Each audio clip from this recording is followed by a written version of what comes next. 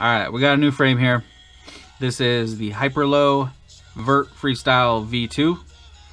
I never had the pleasure of doing the V1, but I heard that this one was supposed to be easier to put together.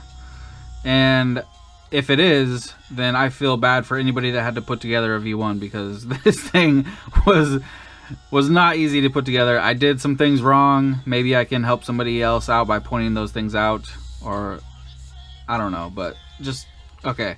So the directions, first of all, the directions, they tell you to use these certain screws. They say like 20 millimeter. There's no 20 millimeter screw. There's 21.5 millimeter, 23.5 millimeter.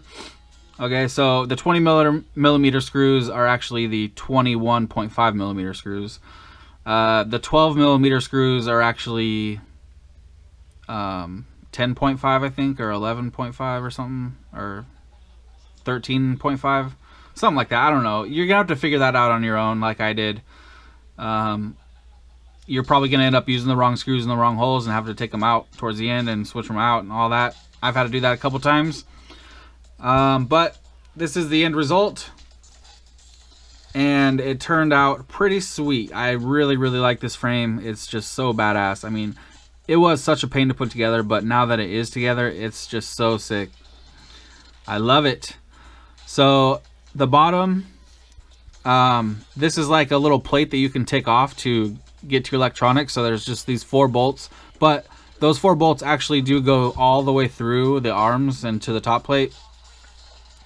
But luckily there's 2 of them, so if you take this one out, you still have this one to hold everything together, so it's not going to fall apart. So apparently on the V1, if you were to do this, the arms would just fall apart. So yeah, that's an upgrade, I guess, because you don't really want your arms falling apart when you're trying to just get to your flight controller. So yeah, you take those 4 screws out, and then this pops off, and then you can see that's where your stack would be. I guess I could do that just to show. I might as well do that to show the inside. So I guess I'll just fast forward through this part. So that's it, and then this just pops off, and there you can get to your stack. So we got, if I move these motor wires out of the way,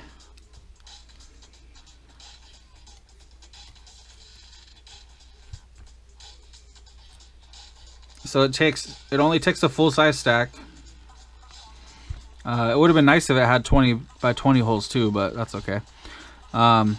So there's where your stack goes, right here in the middle, and then on either side you have these TPU pieces that go over the standoffs. So you can see inside there, it's on the back standoffs, and then it goes around the mounting screws for your stack. And you can raise it up, or I guess in this case it would be down because it's upside down. But yeah, you can lift that up. These are for mounting your VTX and receiver or whatever else you got going on. And they got holes in them so you can wrap zip ties through them and stuff, and you can raise them up and down on the standoffs and the screws. I use the 15 millimeter standoffs because I'm using a 4-in-1. So this is gonna have the 4-in-1 right here, and then the flight controller on top of it. Hopefully there's gonna be enough room. It should be enough room. 15 millimeters is plenty to have just a 4-in-1 and a flight controller. And then I'm thinking, so it's gonna have, let's see, where is it? It's going to have a Crossfire Nano.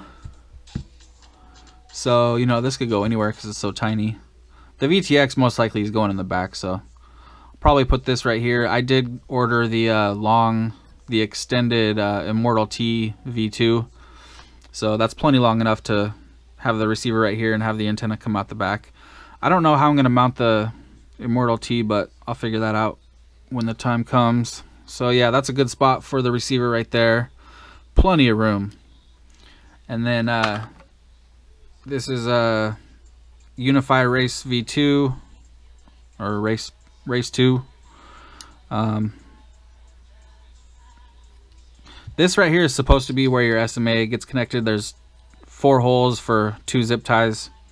So I guess they want you to mount your Unify like this.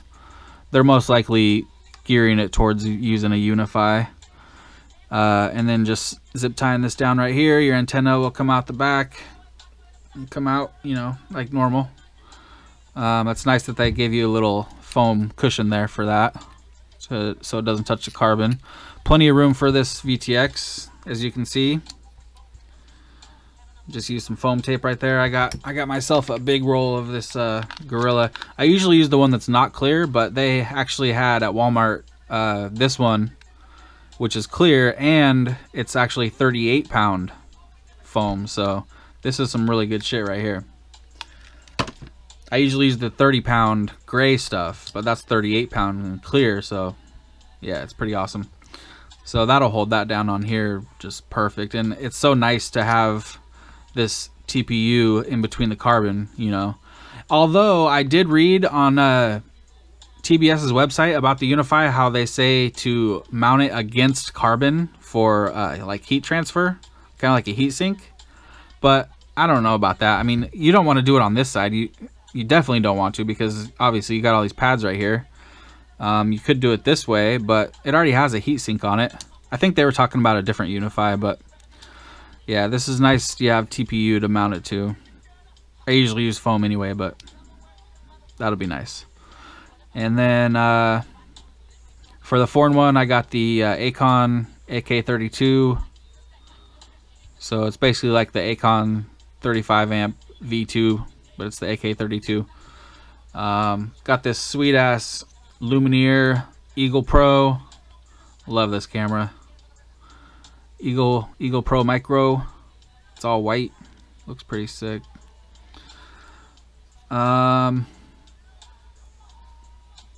Yeah, this thing goes together just crazy. I mean, the first thing that I did wrong was in the directions they tell you to take this plate and take this one, put the screws through here, 6 screws, 4 long ones, 2 short ones, and then push it through the top plate there.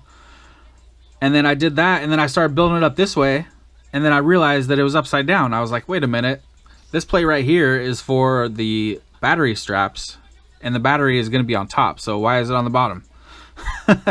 So I had to flip over all the arms. Well, I only had like 2 arms on at that point, so I just had to flip them over.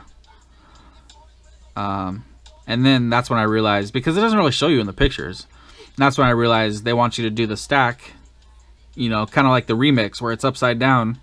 But you don't have to do it upside down. You can do it right side up.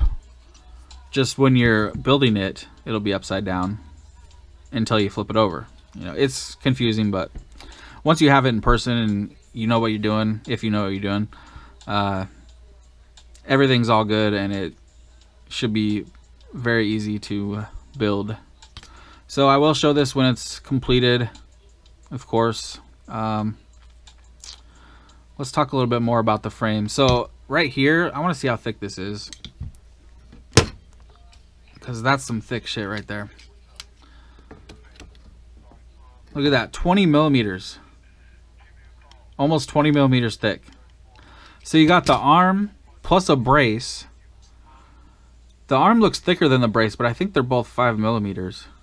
Well, let's check. Yeah, it's 10 millimeters, so they're both 5.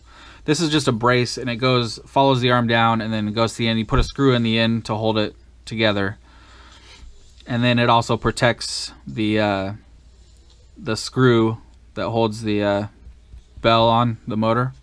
So that's pretty cool. You won't get crap up in there or whatever, you know, from crashes. And then you also have another brace going in the front right here. It's pretty cool how it all mounts together and fits just perfectly if you do it right. It's pretty crazy. Like, this piece is separate, this piece is separate, this piece is separate, this piece is separate, and this piece is separate. So it's just, there's so many little pieces. It's crazy. When you got it in person and you pour out the bag, there's just like a mountain of pieces of carbon. It's crazy. This is the GoPro mount right here. You can throw a session on it just how it is. I guess you could throw a hero on it as well, how it is, but it has a slot for a battery strap to go through, so that's pretty awesome. But it also does have this piece as well.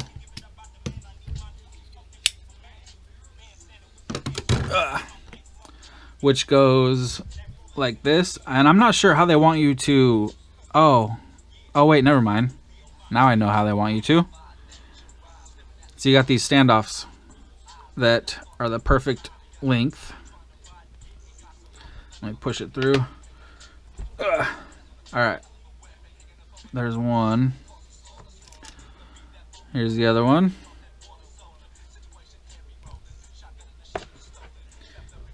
Alright. And then it goes just like this. You put screws through right here and here to hold it.